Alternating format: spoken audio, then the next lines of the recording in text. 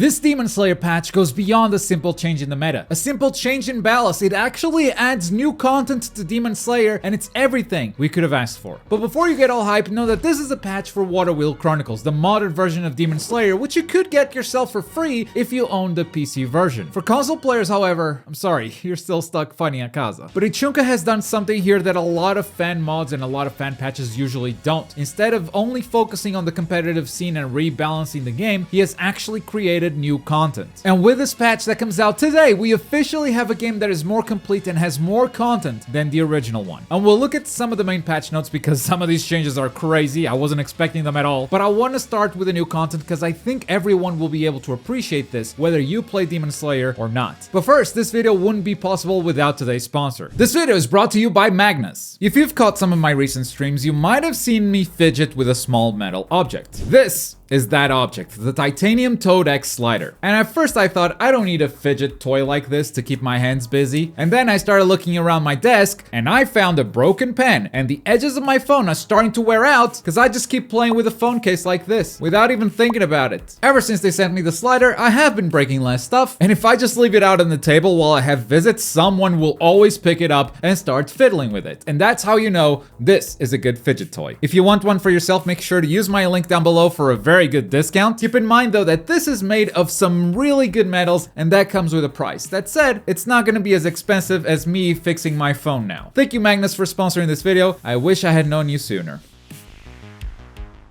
So let's dive into this new content. First up, there are two new stages. We've got the Drum Mansion pulled straight out of story mode, and I can totally understand why this is a story-only stage. While it is cool to play in it while the whole thing is rotating, in Versus, this stage is a little bit bland. It definitely would be amongst my least favorite stages if this was in the official game. But the second stage is really cool. This temple comes from one of those special demons that you fight in story mode, which are these optional boss fights. And it looks really good. There are a few more of these stages exclusive to story mode, but this is probably the best looking one, and I'm happy that we can finally play in it. That said, Ichunka still hasn't found a way to add these stages to the stage select screen, so these will have to replace some other stages that we had previously. The Drum Mansion removed the Demon Slayer HQ daytime, which is probably for the best. That was the only duplicate stage. And the temple has unfortunately removed Mount Natagumo, which is a stage that I actually did like. But I believe the idea here is to create a stage rotation with each patch. So Natagumo will definitely be back in the future, and we might also be getting some new stages. And if someday we figure out how to add more stages to the stage select screen, then we can just have them all available at once. Now, these changes do mean that the Butterfly Mansion would be the only remaining daytime stage, so what Ichunka did was turn that into a nighttime stage as well, meaning demons can play in the Butterfly Mansion for the first time ever, and I think that's pretty cool. Stages weren't the only thing Ichunka added in this patch. There's another really big addition, one that we've been looking forward to for a while, and that is brand new player 2 colors. So in the base game, whenever two players pick the same character, one of them will have a color variation. The thing is, these alternate colors are really bad in the base game, so Ichunka had some fun in this patch editing everyone's colors. Now, the build I have here to show you guys is slightly different from the one you guys will be getting, because in this build, the alternate colors are actually the default ones. This is not the build you will play as, but it's one Ichunka made for me, so it's easier to show these new colors. I'm gonna go through some of my favorites here. Tanjiro, he's got a bunch of different skins, but this one is a clear Akatsuki reference. Really well done there. I do wonder how often we'll see it, because for us to see this skin, two players would have to select this alternate skin on Tanjiro specifically. I don't know how often that will happen. Nezuko is based on Tanjiro's colors, so she's also a small reference. Inosuke is a reference to me. Yep, you heard it. It's a reference to a clip from a live stream where I was just memeing with Inosuke.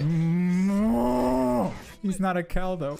He's not a cow. So his alternate skin is now a cow. Thanks. Shinobu looks really good with this light color scheme. It's really nice. With Rengoku, Ichunka went for blue flames, which is a nice concept. Now we gotta find a way to change the particle effects in game to be blue fire as well, and then the skin will be complete. Yahaba and Susamuro are cool because they basically swapped colors with each other for their alternate skin, and I think Yahaba doubles down as a Naruto reference. I don't know. You tell me what you think. Spider-Man Rui has to be my favorite color reference of this entire entire patch. It's so good. Awakened Nezuko is pretty much the same as Nezuko. She has a color scheme inspired by Tanjiro, but this time the green is a bit brighter. And finally, Daki and Gyutaro got the same treatment as Yahaba and Susamuru, where they swap colors with each other. And I think Daki looks really good in red and black. Isn't this awesome? Even the colors that I think are bad, like Murata and Yushiro, for instance, I don't think Ichunka did a great job with those, but they're still way better than what we have in the official game. As a player, but especially as a tournament host and commentator, I love this so much. That said, we are also getting a very anticipated balance patch, and this patch promises to switch the demon meta into a Slayer meta for the first time in well over a year. Here's how the patch is doing it. First up, everyone's defense got buffed. So you know the defense multiplier chart? Well, everyone got 0.15 times stronger. This is because in this mod, tournaments are held in a first to 2 rounds format instead of a first to 3. And even though most players are happy with this change, others feel like that's not enough time to adapt and counter your opponent's playstyle. So Ichunka is buffing everyone's defense, hoping to find a good middle ground between these two player types. Hopefully it doesn't result in too many timeouts, but only with a lot of games will we find out if that's actually a problem. This change, however, immediately buffs every poison user in the game. And that is because, and maybe this is an obscure fact, poison damage completely ignores the defense multipliers. Here's Tamayo's poison on both Akaza and Urokodaki. And as you can see, the length of the damage in that health bar is exactly the same. And the other big change that the game got across the board for all characters was the demon health regeneration, which got a massive nerf. You can see Akaza's health bar pre-patch on the top here, and with the new patch at the bottom. It's quite a significant difference and an immediate nerf to every single demon. The goal here is clearly to establish a new Slayer meta, and if we don't like it, we can always roll back these changes to where it was. Now moving on to some character specific stuff, 3 characters got huge changes, all of them demons. Rui was the biggest problem in this mod, and he got kinda nuked. He can only dash cancel from his 3rd projectile now, which is fair. The way it was before was kinda dumb. Tilt skill is a red combo starter, sure, the big priority here makes sense, but the nuke to Rui is actually the dash speed being downgraded to a level 1. These changes alone, I don't think they would kill the character, but remember the health regeneration nerf. All of that together is really gonna hurt Rui. But then we got Awakened Nezuko and Gyutaro, who got some massive buffs. Nezuko can cancel her 2nd kick of her skill, finally giving her a safe skill to apply pressure on block. And it's now a yellow combo starter too. This is gonna deal insane damage. And Tilt Demon skill is also a yellow combo starter. She already dealt a ton of damage, and now she's gonna deal even more. And Gyutaro also got buffed. Every single combo finisher he does now applies poison. His grab applies poison too. The tilt skill follow-up got hella buffed, not only in damage, but you can also extend it now with a dash or a jump cancel. All of this is gonna buff his damage a lot. Now, these 3 characters got massive changes, but then you got characters like Daki who only have 1 patch note, but that 1 note is massive for her. Demon skill, her strongest special move, now starts a red combo. Oof, that really hurts. Now, you can read the whole patch notes and how they affected your team once you download the mod yourself, but there's one more change I want to talk about that is kind of crazy, and it affected a lot of characters. I don't know how players are going to react to this or even how it's going to affect the game as a whole, but a bunch of down combos have changed. In this game, if you tilt the stick down while doing a combo, it will end in a hard knockdown, no matter which character you picked. Well, this patch has changed that.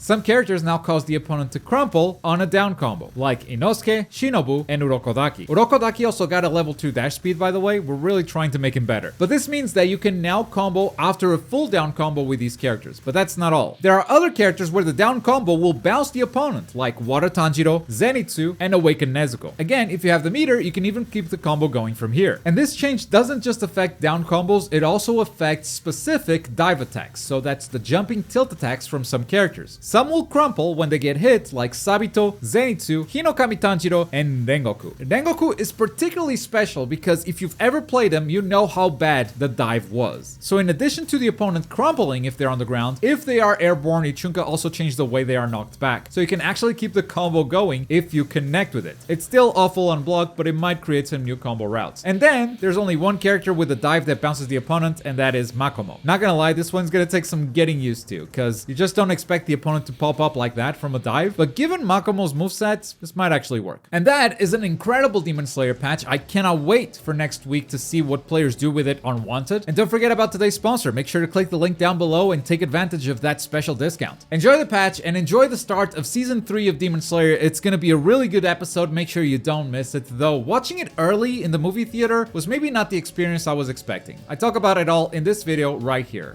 Oh boy. I hope this doesn't become the norm for new anime seasons. Bye!